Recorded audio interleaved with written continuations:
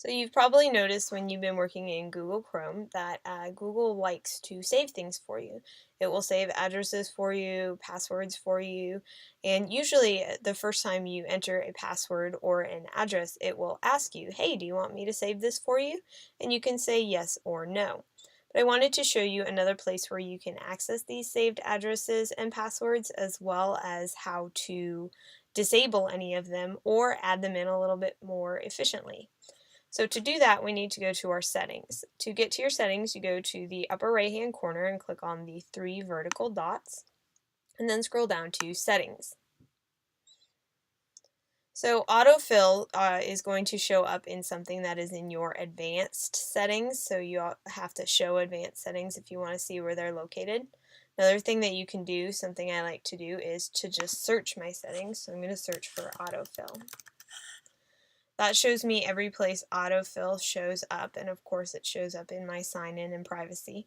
But for our for this video, for the enabling autofill and for managing it, I want to look at the things located under passwords and forms. So first off, these two things are automatically enabled, so they're selected. I do want to autofill web forms for me, and I do want to offer to save passwords every time. If this is something that you are not going to want to do with this particular Chrome account, based on what network you're using to access it, or who has access to the Chrome account, you might want to just deselect these and have nothing get saved for you, and that is fine. But remember that this is automatically selected, so the first time you log in with a Chrome account, you want to check this out to make sure it meets your needs. Now the first autofill is going to be for web forms, so I'm going to click Manage Autofill Settings. What that's going to do is it's going to show me any addresses and any credit cards that I have saved for this particular Chrome account. Now for this account, I actually haven't saved any addresses or credit cards, so you don't see anything appearing here. If I had addresses or credit cards saved, they would show up and I would be able to select them and actually remove them from my autofill options. Say you move and you don't want something to show up anymore, you can just deselect that and it will not be an option when you're filling out forms. This is also a great place where you can add new addresses and new credit cards a little bit more quickly. So I wanted to show you how to do that.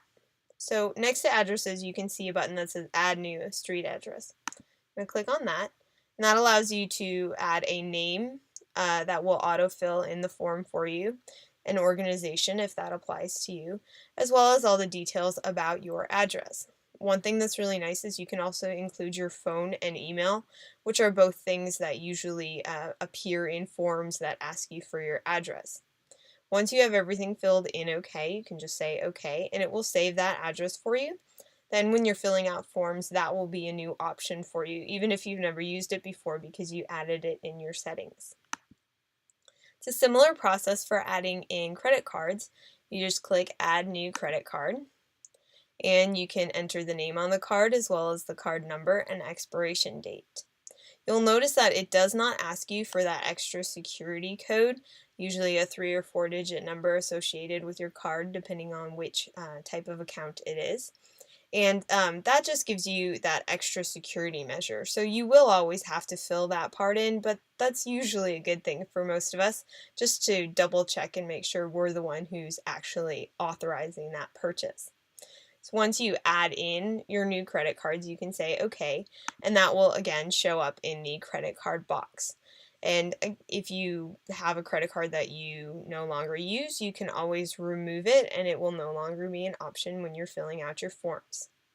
As soon as you have everything entered like you want, you need to make sure you say done. Don't just X out, so that way it saves it. So that was for addresses and credit cards. You'll notice also under passwords and forms are passwords. So if you want Google to remember passwords for you for certain sites, then you can allow Google to do that. And you can also manage this. So say you allowed it to save a password, you don't want that to happen anymore, you can change that option under Manage Passwords. So I'm going to click on that. So what it does is again, default is auto sign in. So sign in automatically for me if you can. Again, if you want to increase your security, you probably want to deselect that. Now you'll notice it shows me things that have passwords that have been saved. So it shows me I only have a couple things that have been saved, and as I hover over them, I see there's an X. If I don't want this to be saved anymore, I can click on the X and that will remove it. I can also search through my passwords so I can find things that I've enabled the automatically fill in password for and remove that if I want to. Alright, I got a virus update.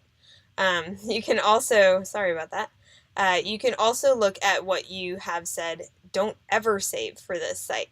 So sometimes Google will say, hey, do you want to save a password for this site? And you might say no. And that will show up in this box here. Now, if you change your mind later on and you do want it to be saved, you can remove those, just like you could remove the ones above by clicking the X, and then that will allow you to enable or allow Google to save that password next time you use it on that particular site. You can access all your passwords at that URL that it gives you right there, so that's another quick, easy way to get to your passwords no matter what device you're on. And once you're done, you say done, so it saves it. And just one last reminder, now that you know how to autofill in forms and autofill passwords, this is all associated with your Chrome account, not your Google account. So make sure that you're signed in to the correct Chrome account when you're changing these options, and make sure that it's a Chrome account that only you or your trusted family and friends can access, because you do not want just anyone to be able to autofill forms with your account.